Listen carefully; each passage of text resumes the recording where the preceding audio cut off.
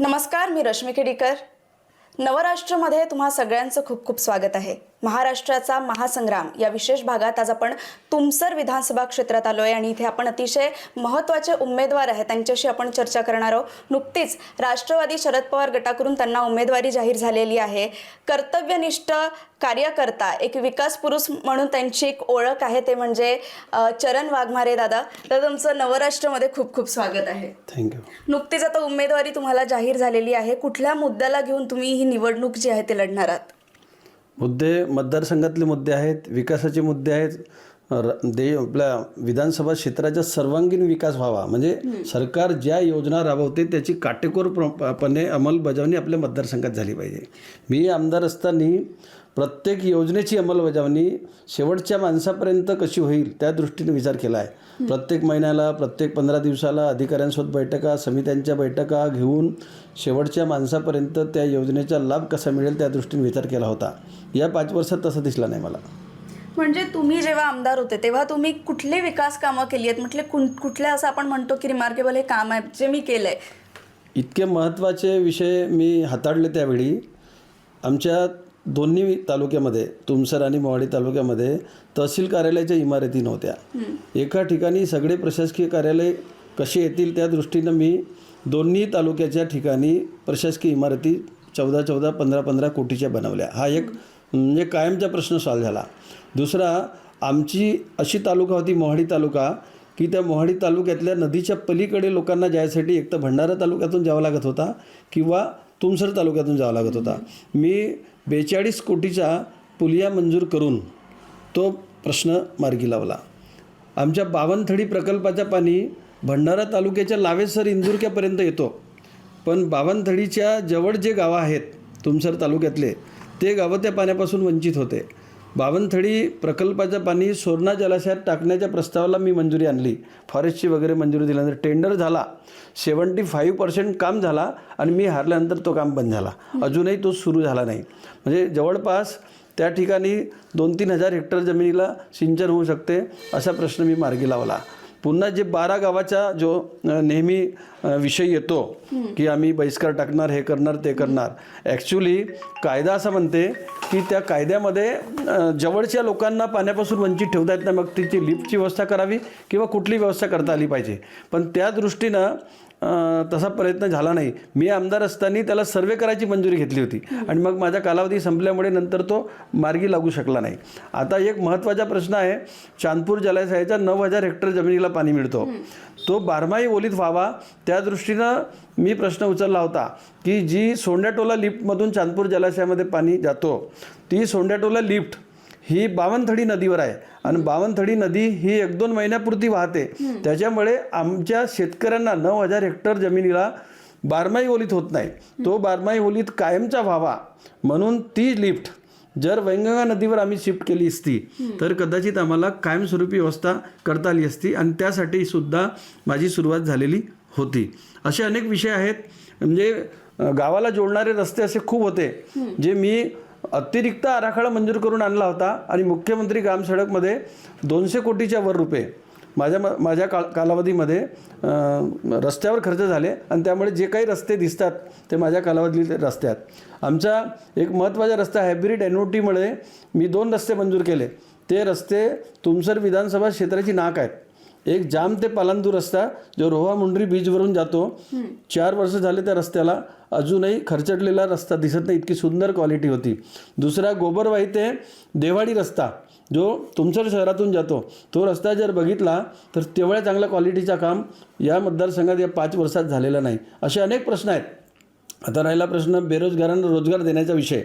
बावनथडी प्रकल्प असा होता की मागच्या सरकारच्या काळामध्ये 2014च्या पूर्वी म्हणजे निव्वळ होटं घेण्यासाठी बावनथडीच्या पाणी सोडून टाकला, पण शेतकऱ्यांच्या शेतामध्ये जाणारे कालवे नव्हते, शेतकऱ्यांच्या जमिनी संपादित केल्या होत्या पण त्यांना पैसे भेटले नव्हते.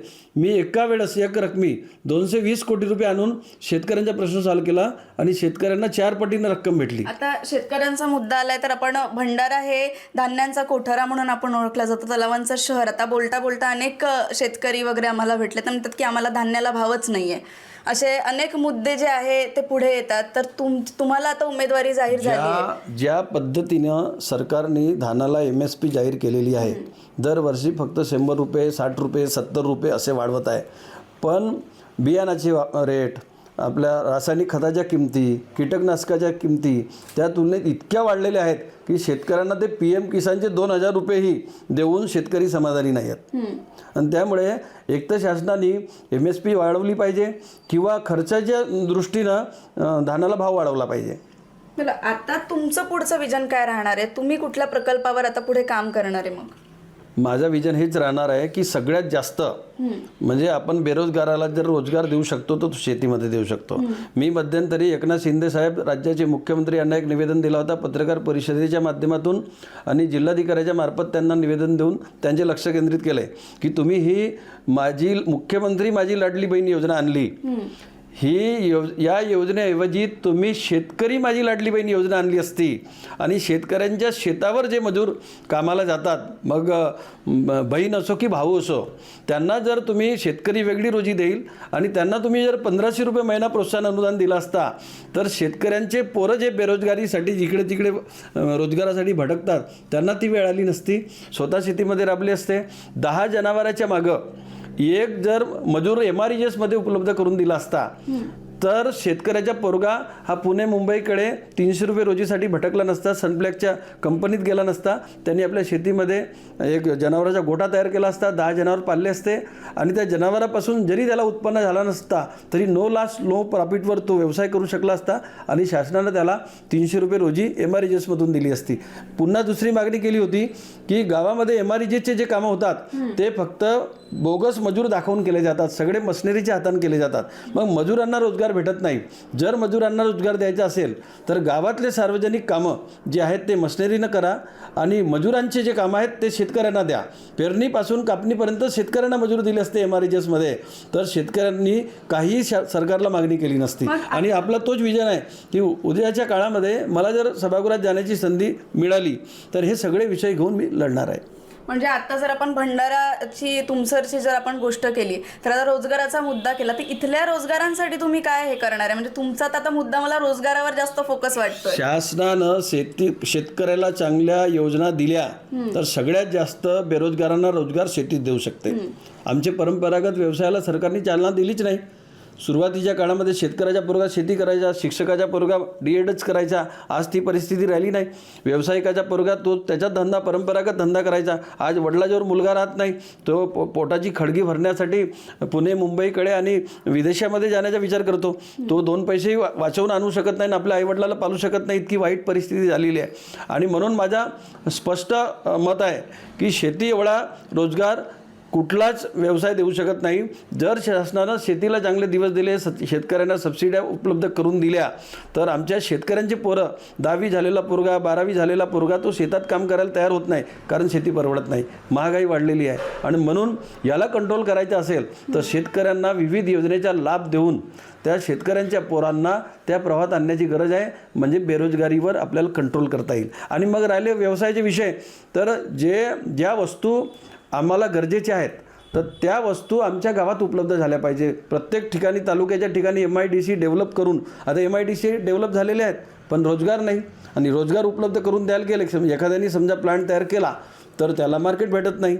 म्हणजे याकडे सरकारचं जे दुर्लक्ष आहे ते लक्ष देण्याचं काम खऱ्या अर्थानं पुढच्या काळात करण्याची गरज आहे. एक मला विचार, तुमचं एक धडाडीचं व्यक्तिमत्व आहे, लोकांच्या कामासाठी तुमची तळमळ असते नेहमी, पण बऱ्याचदा तुमचेच कार्यकर्ते तुमच्या विरोधात जात असतात किंवा मग तुम्ही नाना पटोलेंना इतकी मदत केली आहे, तुम्ही नेहमी त्यांना साथ दिलाय पण त्यांचेच कार्यकर्ते तुमच्या विरोधात गेले. तुम्हाला काय वाटतं की एकटं याच्यात जाऊन तुम्ही निवडणूक लढू शकाल का? एकट्या याच्यात कशा पद्धतीने? हे माझ्याच बाबतीत घडते अशातला भाग नाही.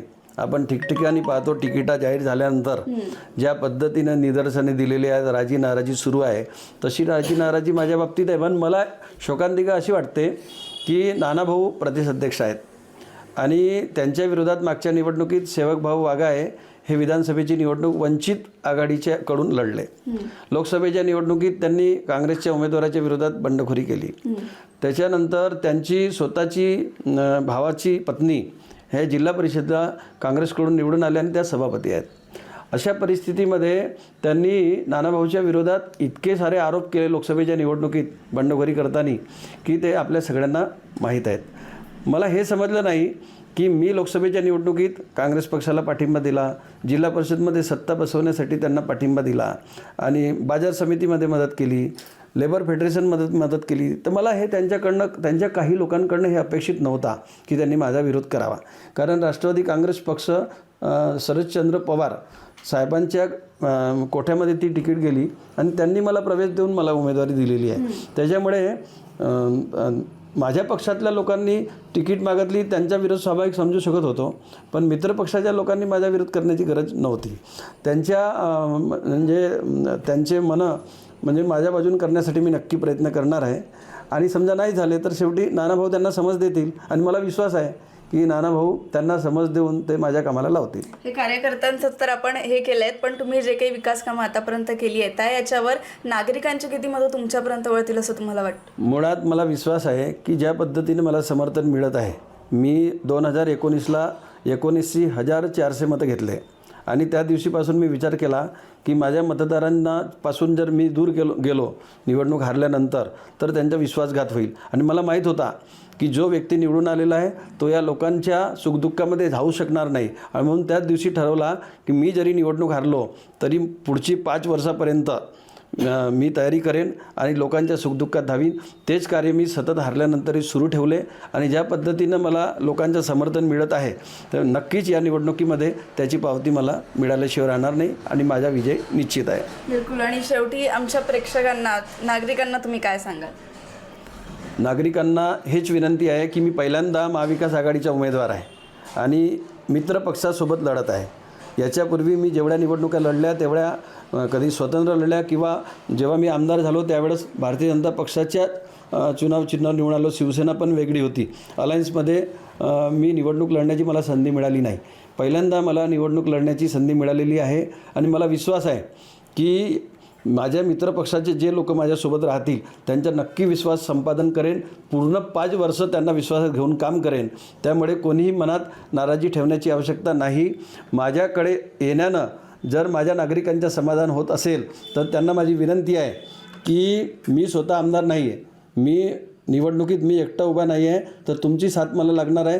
हे समजा की चरणभाऊ उभा नाही आहे, आपण सगळे उभे आहो हे समजून जर काम केलं तर सगळ्यांचे म्हणजे माझ्या पूर्ण निवडून आल्याच्या नंतरचा वेळ हा माझ्या मतदारसंघातल्या जनतेसाठीच राहते. कारण मी आमदार असताना माझ्या स्वतःसाठी शासनाची एकही योजना घेतली नाही, कुठल्याही प्रकारच्या सत्तेचा दुरुपयोग केला नाही, ठेकेदारी केली नाही, धान केंद्र खोलले नाही, बेरोजगार सोसायट्या बोगस गठीत केल्या नाही. त्यामुळे माझ्या मतदारसंघातल्या लोकांना विश्वास आहे की चरणभाऊ सरकारच्या ज्याही योजना राबवेल ते स्वतःसाठी फायद्याच्या ठरणार नाही तर जनतेसाठी होणार आहे. जे तुकडोजी महाराजांनी म्हटलं आहे, हम सब कष्ट उठाएंगे सब मिलकर सुख पाएंगे, हेच मला आपल्या माध्यमातून मतदारांना सांगायचं आहे की तुम्ही सगळे माझ्यासाठी मेहनत घ्या आणि निवडून आल्याचा सुख सगळ्यांना प्राप्त करून घ्या. बिलकुल बिलकुल. नक्कीच दादा, तुम्ही आज आमच्याशी चर्चा केली, संवाद साधला, त्यासाठी तुमचे खूप खूप आभार आणि पुढील वाटचालीसाठी खूप खूप शुभेच्छा. तर आज चरणभाऊंशी आपण चर्चा केली. अनेक मुद्द्यांवर त्यांनी सांगितलं, बेरोजगारी असो, शेती असो, अनेक प्रॉब्लेम्स त्यांनी सांगितले, त्याच्यावर सोल्युशन काय होईल ते सुद्धा सांगितलं. आता तुमसर विधानसभा क्षेत्रात कोणाचा पल्ला जास्त भारी होणार आहे ते पाहणं महत्त्वाचं असणार आहे. कारण दादा आमदार असताना नसताना एक कार्यकर्ता म्हणून ते सातत्याने कार्यरत राहिले आणि त्याची पोचपावती नक्कीच आपल्याला या विधानसभा निवडणुकीमध्ये आपल्याला पाहायला मिळणार आहे. आता या महाराष्ट्राच्या महासंग्रामामध्ये पुढच्या अपडेट्स आम्ही तुमच्यापर्यंत देत राहणार आहोत. तोपर्यंत पाहत राहा महाराष्ट्राचा महासंग्राम.